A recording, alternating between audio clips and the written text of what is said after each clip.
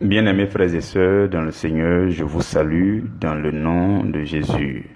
Alors, nous commençons une nouvelle semaine d'enseignement, une semaine qui se trouve à cheval entre le mois de juin et le mois de juillet.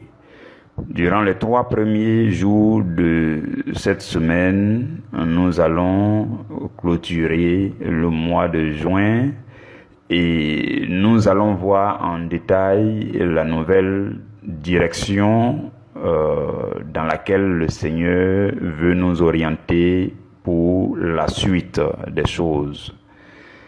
Et les 3 derniers jours de la semaine seront les jours de prière très intenses.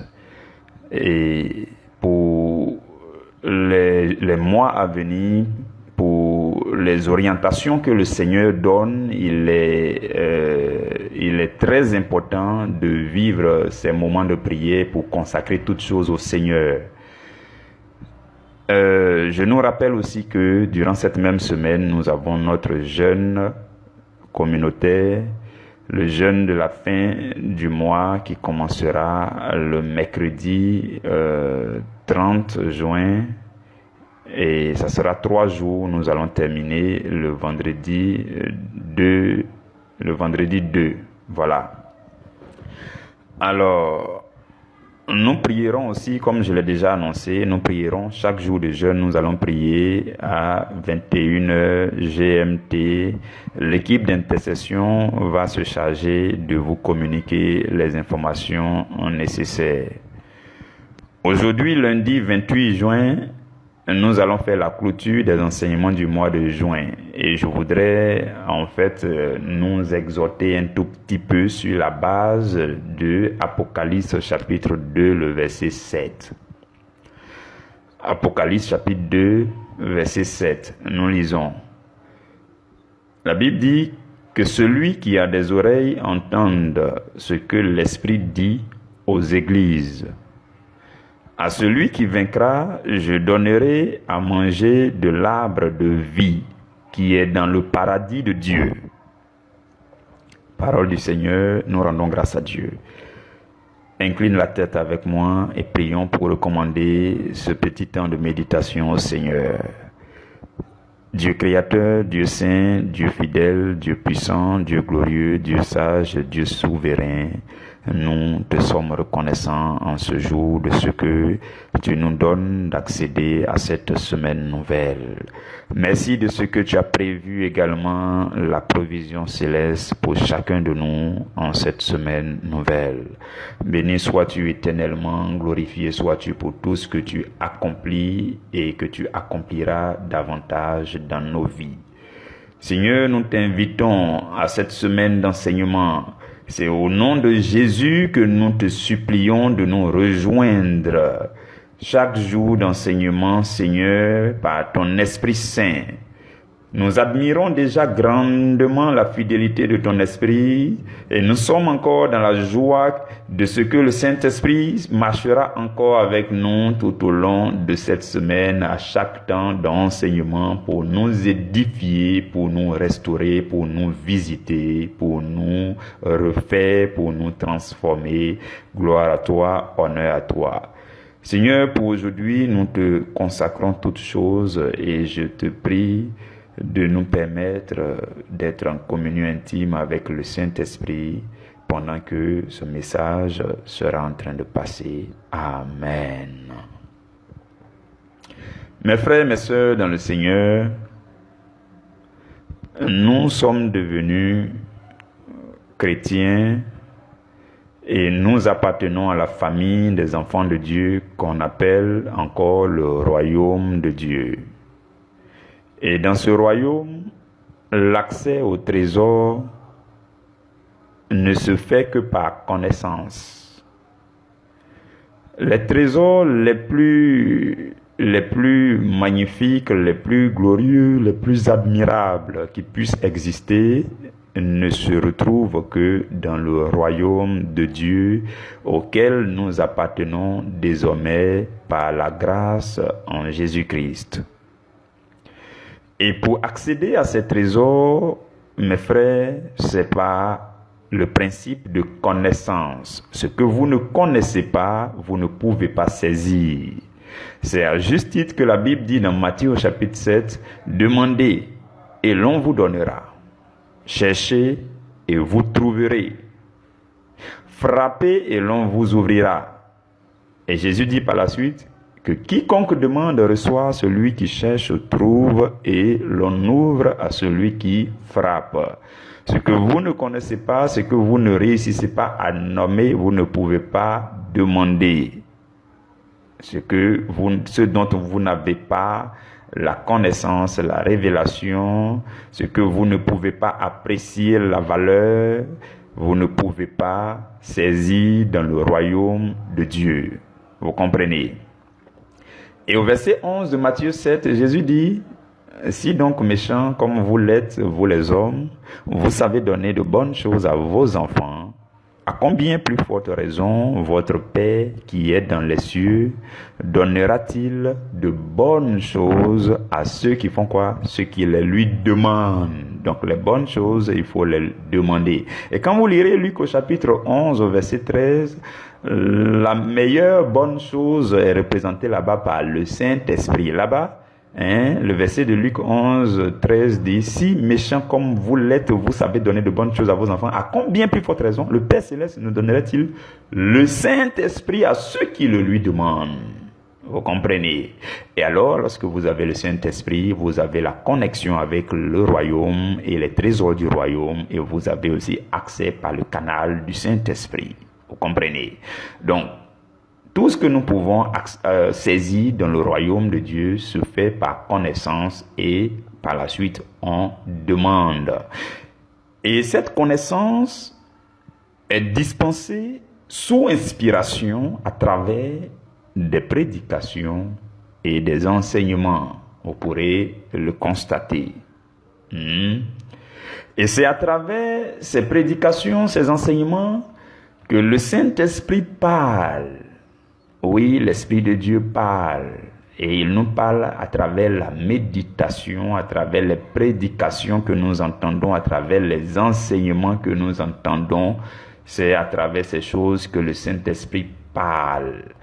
Et pour ce qui nous concerne, vous et moi, réunis dans cette famille priorité à l'Évangile, depuis le 1er avril 2019, chaque jour, il y a un enseignement dispensé par Sa Majesté le Saint-Esprit dans cette famille afin de nous faire connaître les choses du royaume et nous équiper de la connaissance et de la révélation afin de les saisir. Voici le privilège qui nous est accordé dans cette famille. Donc, l'Esprit de Dieu parle et il prêche. Il parle chaque jour pour vous et pour moi. L'Esprit parle, frères et sœurs, et quand l'Esprit parle, il parle à votre esprit, il parle pour vous, il parle pour votre bien-être, pour vous révéler de ce dont vous avez besoin pour le bien-être. Dans Matthieu au chapitre 10, Jésus nous fait cette recommandation. Matthieu chapitre 10 au verset 20, Jésus dit à ses disciples, il dit, lorsque vous serez traduits en justice, tout ça, ne vous inquiétez pas. Il dit, ce n'est pas vous qui parlerez. Et il dit, c'est l'Esprit de votre Père qui parlera en vous. Donc, qui parlera? L'Esprit de Dieu qui parlera. En qui? En vous et moi. Vous comprenez? Donc, il y a lieu d'être en communion avec l'Esprit qui parle. Et lorsque quelqu'un est déjà en communion avec l'Esprit qui parle, l'Esprit peut passer par cette personne pour vous parler à travers les prédications et les enseignements. Vous comprenez? L'Esprit parle encore. Quand vous lirez Actes au chapitre 4, la Bible dit, Pierre était rempli du Saint-Esprit et alors il a commencé à parler aux anciens du peuple d'Israël. Les chefs du peuple, les anciens, ils avaient traduit Pierre et Jean en justice pour leur dire non, nous refusons que vous puissiez enseigner Jésus, que vous puissiez parler de Jésus, que vous puissiez guérir au nom de Jésus. Et ils les ont menacés.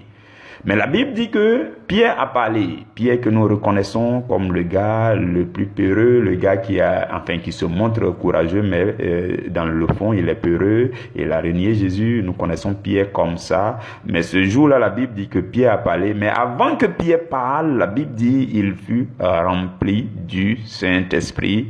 Et le Saint-Esprit a alors parlé parce que Jésus leur a dit, ce n'est pas vous qui allez parler, c'est l'Esprit qui vous remplira pour que vous puissiez parler. Vous comprenez? Donc le Saint-Esprit parle. Dans Actes au chapitre 8, le Saint-Esprit a parlé à Philippe l'évangéliste. La Bible dit dans Actes chapitre 8 que l'Esprit a dit à Philippe, vous voyez, l'Esprit parle. La Bible dit, l'Esprit dit à Philippe, avance et approche-toi de ce char. Voyez-vous, c'était l'eunuque éthiopien qui était dans le char, qui était en train de lire le rouleau du livre d'Ésaïe, et il ne comprenait rien. Comme vous et moi, souvent, nous lisons la Bible, mais nous n'y comprenons rien, à condition que nous écoutions un enseignement, une prédication qui porte sur ce verset pour que nous soyons nourris.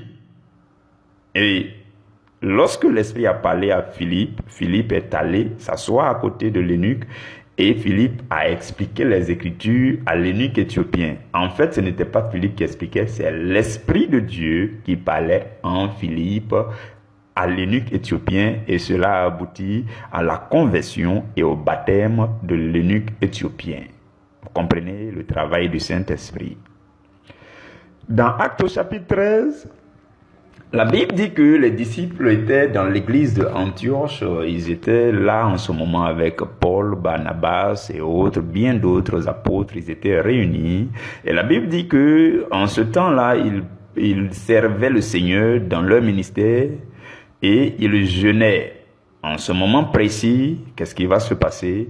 Le Saint-Esprit va parler. Vous voyez, donc le Saint-Esprit est une personne qui parle pour notre bien-être, pour nous orienter, pour nous interpeller, pour nous édifier, pour nous fortifier, pour nous consoler. C'est le Saint-Esprit qui le fait. Il parle beaucoup.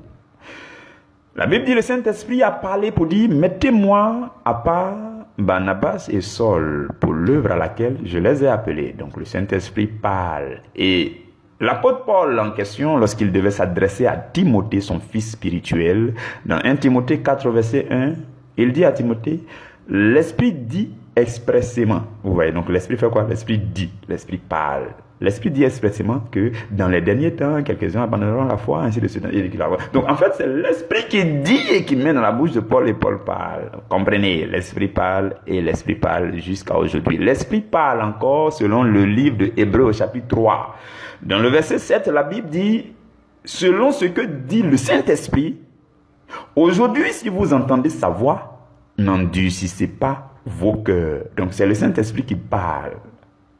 Pour dire, lorsque la parole de Dieu elle est prêchée et que vous l'entendez et que cela vous interpelle pour votre bien, n'endurcissez pas votre cœur.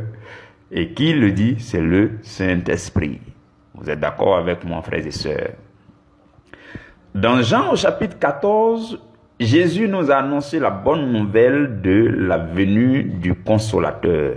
Jean chapitre 14 au verset 26, Jésus dit, le Consolateur, l'Esprit Saint que le Père enverra en mon nom, vous enseignera toutes choses. L'Esprit fera quoi? Il enseigne. On ne peut pas enseigner sans parler. Personne ne peut enseigner sans parler. Et le Saint-Esprit parle et il enseigne. Et nous avons des enseignements régulièrement dans cette famille.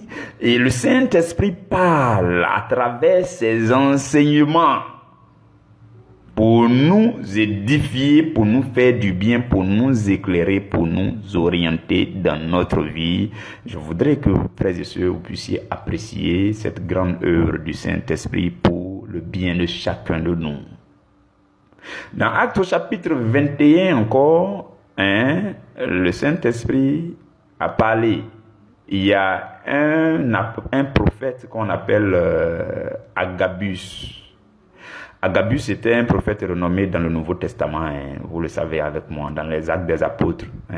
On parle de Agabus, je crois, à 2 ou 3 endroits. Donc Agabus est venu à une révélation. Et il est venu voir l'apôtre Paul et il a commencé à lui faire des gestes, vous voyez. Hein? Il a pris la ceinture de l'apôtre Paul, il s'est lié lui-même les pieds, les mains, tout ça. Et puis il a commencé à parler, il dit, voici ce que déclare le Saint-Esprit. Donc, Agabus reconnaît que ce n'est pas lui qui parle, mais c'est le Saint-Esprit qui parle en lui. Il dit, voici ce que déclare le Saint-Esprit. L'homme à qui appartient cette ceinture, les Juifs le liront, et ainsi de suite, ainsi de suite. Donc, le Saint-Esprit a parlé à travers Agabus. Le Saint-Esprit parle à travers ses serviteurs, les prophètes, les apôtres, les bergers, les pasteurs, les prêtres, les docteurs. Le Saint-Esprit parle. Il parle à nous. Il parle à vous et à moi pour notre bien-être. Et dans Actes au chapitre 15 encore, il y a eu un concile à Jérusalem. Il y a eu une réunion, une forme de conclave. Hein, c'est comme ça on dit, hein, à Jérusalem. Une grande réunion, une haute réunion. Les apôtres se sont réunis par rapport à ce qu'il fallait recommander aux païens. Est-ce qu'ils doivent pratiquer forcément les rites de l'Ancien Testament avant d'être nés de nouveau? Et quand ils ont fini leur réunion, regardez ce qu'ils disaient. Ils ont commencé à adresser une lettre aux païens. Et ils disent, il a paru bon au Saint-Esprit et à nous de ne vous imposer d'autres charges que ce qui est nécessaire. Donc, les disciples n'ont pas fait la réunion uniquement eux seuls, mais ils ont fait la réunion avec le Saint-Esprit, de telle sorte que quand ils ont commencé à adresser la lettre, ils ont signé, dans la signature, ils ont mis le Saint-Esprit et nous. Voilà pourquoi moi, il m'arrive souvent, quand je veux signer quelque chose, une prédication, je mets le berger Makaé avec l'inspiration du Saint-Esprit, ou bien le berger Makaé en association avec le Saint-Esprit, ou bien, et puis le Saint-Esprit, je mets en grand caractère, et puis mon nom là, j'ai écrit en petit caractère, parce que je reconnais que c'est le Saint-Esprit qui parle. Vous comprenez, frères et sœurs? Donc, le Saint-Esprit parle pour notre bien.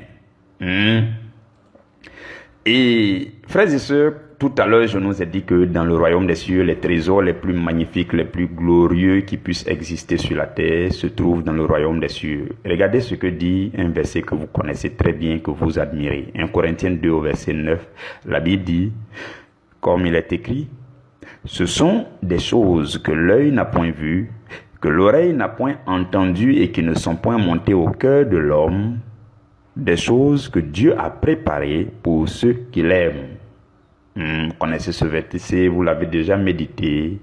Ce verset vous fait beaucoup de bien. Mais le verset 10 dit, Dieu nous les a révélés par l'Esprit. C'est l'Esprit de Dieu qui nous révèle tout ce que Dieu nous a réservé. Tous les trésors de Dieu, les bonnes choses que Dieu réserve à ceux qui l'aiment, c'est l'Esprit de Dieu qui révèle cela. Et il révèle cela en se servant de ses serviteurs pour prêcher, pour enseigner. Vous comprenez? Je voudrais que vous admiriez la taille, la beauté du travail qu'abat le Saint-Esprit dans notre famille priorité à l'Évangile. Le Saint-Esprit nous enseigne quotidiennement. Chaque mois, il y a un sujet. Chaque saison, il y a un grand thème. Et chaque mois, il y a un sujet. Et chaque semaine, il y a un thème. Et chaque jour, il y a un sous-thème que le Saint-Esprit décortique. Vous comprenez? Admirez la taille et la beauté du travail qu'accomplit le Saint-Esprit parmi nous. Parce qu'il parle, et c'est lui qui parle, et il ne cesse de parler, pour nous révéler des choses que l'œil n'a point vues, que l'oreille n'a point entendues, et qui ne sont point montées au cœur de l'homme, mais que Dieu avait préparées pour ceux qui l'aiment. C'est le Saint-Esprit qui nous les révèle. Vous comprenez? Et dans Colossiens chapitre 1, l'apôtre Paul était en train de parler au sujet de l'Église, le corps du Christ. Il dit que lui, Paul, il a été établi, il a été fait ministre de l'Église, selon la charge que Dieu lui a confiée auprès de nous. Et il dit, afin que j'annonce pleinement la parole de Dieu. Et il poursuit pour dire que la parole de Dieu, en fait, c'est le mystère caché de tout temps. au verset 26. Hein? C'est le mystère caché de tout temps et de tous les âges. Mais ce mystère maintenant a été révélé aux croyants. Et au verset 27, il dit, à qui Dieu a voulu faire connaître quelle est la glorieuse richesse de ce mystère parmi les païens, savoir Christ en vous, l'espérance de la gloire. Pour que Christ soit en nous, frères et sœurs, il faut que le Saint-Esprit parle. Et lorsque le Saint-Esprit parle, il nous révèle les mystères cachés de Dieu. Vous comprenez? Ok. Donc, le Saint-Esprit parle pour notre bien. Et le Seigneur s'attend à notre obéissance. Ça aussi, j'aimerais qu'on le sache vraiment. Le Seigneur s'attend à notre obéissance. Parce que notre désobéissance peut nous déconnecter de l'Esprit qui parle de la part de Dieu. Dans Éphésiens au chapitre 4 au verset 30, la Bible dit « N'attristez pas le Saint-Esprit de Dieu, par lequel vous avez été scellés pour le jour de la rédemption. » Donc, le Saint-Esprit sera attristé lorsqu'il vous parle, il vous parle, il vous parle et que vous n'obéissez pas.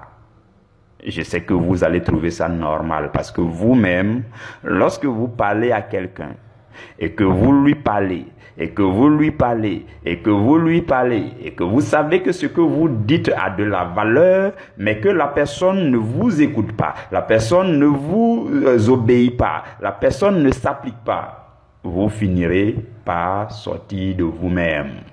Vous comprenez? Voilà pourquoi lorsque le Saint-Esprit nous parle, et qu'il nous parle, et que nous n'obéissons pas, nous risquons de l'attrister. Nous risquons d'être déconnectés du Saint-Esprit. Vous comprenez ces choses, j'espère. Dans 1 Thessaloniciens 5 au verset 19, la Bible dit « N'éteignez pas l'esprit ». Vous voyez, il y a un niveau où on peut attrister l'esprit. Et il y a un niveau où on peut éteindre totalement l'esprit.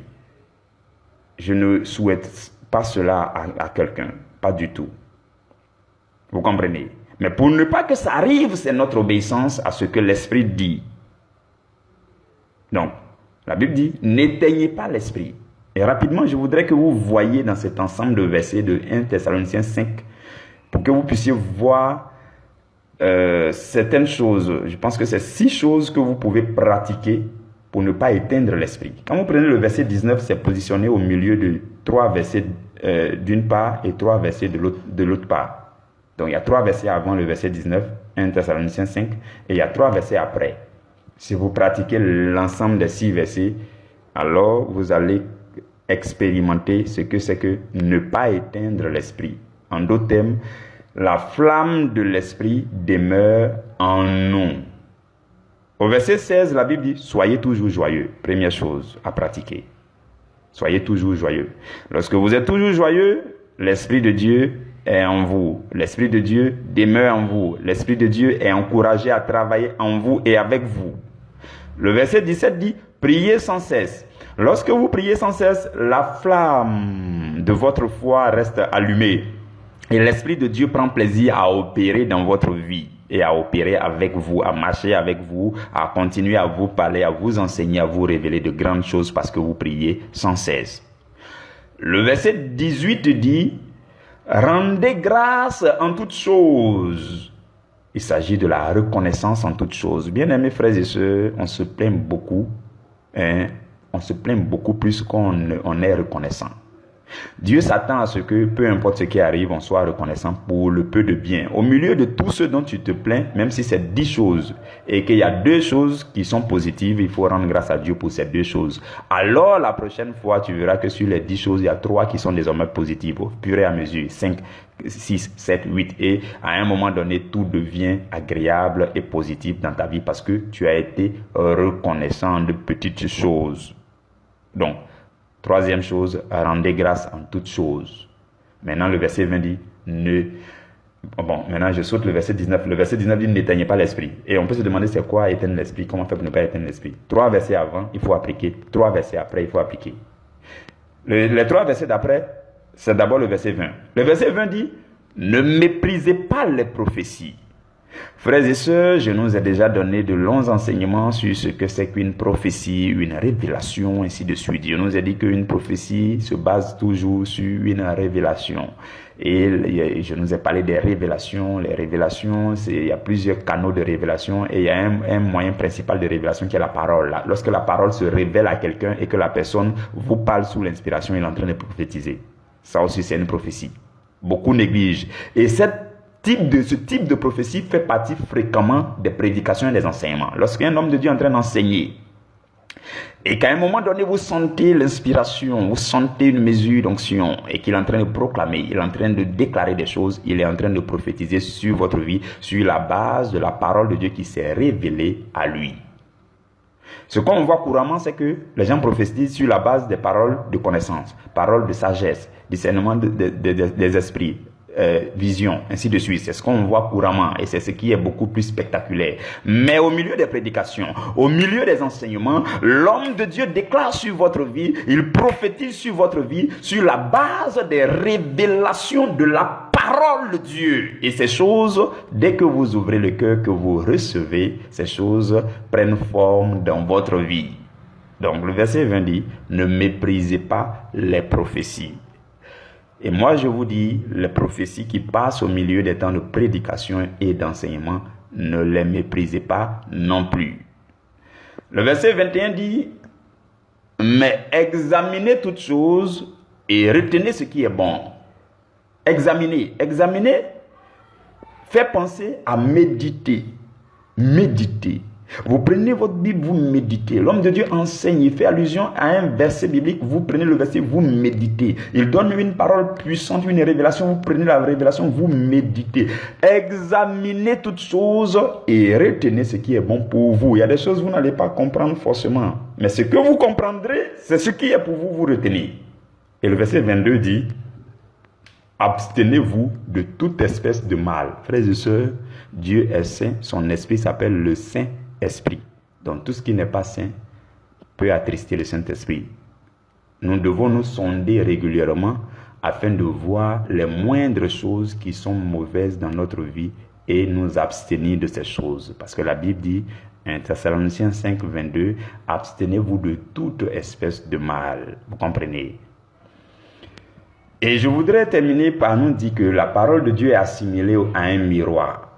Quand l'apôtre Jacques parle dans Jacques au chapitre 1, au verset 23, il dit, si quelqu'un écoute la parole et ne la met pas en pratique, vous voyez, il écoute quoi? La parole. Et qu'il ne fait pas quoi? Qu'il ne la met pas en pratique. Il dit, il est semblable à un homme qui regarde dans un miroir son visage naturel. Dans un quoi? Dans un miroir. Donc la comparaison qu'il prend, c'est la parole par rapport au miroir. Frères et sœurs, qu'est-ce que je veux nous faire ressortir tout simplement? Au début du mois de juin, quand vous vous présentiez devant le miroir, votre image, l'image de votre âme avait un certain état, était dans un certain état. Et nous avons eu des enseignements tout au long du mois de juin. Nous sommes maintenant à la fin de tous ces enseignements dont nous sommes en train de faire la clôture. Est-ce que votre âme, devant le miroir de la parole, a toujours le même état? Non, ça devrait être de plus en plus resplendissante. Au fur et à mesure que les mois passent, mes bien-aimés frères et sœurs, faisons l'effort de changer avec les défauts que nous voyons sur nous par le biais du miroir de la parole de Dieu. Le miroir de la parole de Dieu se présente pour te dire, voici telle chose qu'il faut soigner, telle tache sur le visage de ton âme qu'il faut enlever. De même que vous obéissez à vos miroirs dans vos chambres pour nettoyer votre visage, nettoyons constamment notre âme avec le miroir de la parole de Dieu. Je veux terminer par nous dire que tous les enseignements seront désormais sur notre page YouTube, notre chaîne YouTube et sur notre page Facebook. Tous les enseignements seront désormais en ligne. Les enseignements du passé, les enseignements du présent seront désormais en ligne. Demain, je vais nous parler de ces choses en détail parce que demain, on va parler de comprendre notre mission d'ambassadeur à travers la vision prioritaire à l'évangile. Donc, par rapport à la nouvelle orientation que le Seigneur donne, notre page Facebook, notre chaîne YouTube quelle sera la mission, quel est le contenu, ainsi de suite. Vous aurez tous les détails demain. Restons ensemble, que Dieu vous bénisse et que Dieu vous garde. Saint-Esprit, je te dis merci pour ce moment, merci d'avoir été là, merci pour ta fidélité. Garde-nous et veille sur nous, demeure en nous, demeure avec nous, au nom de Jésus. Amen.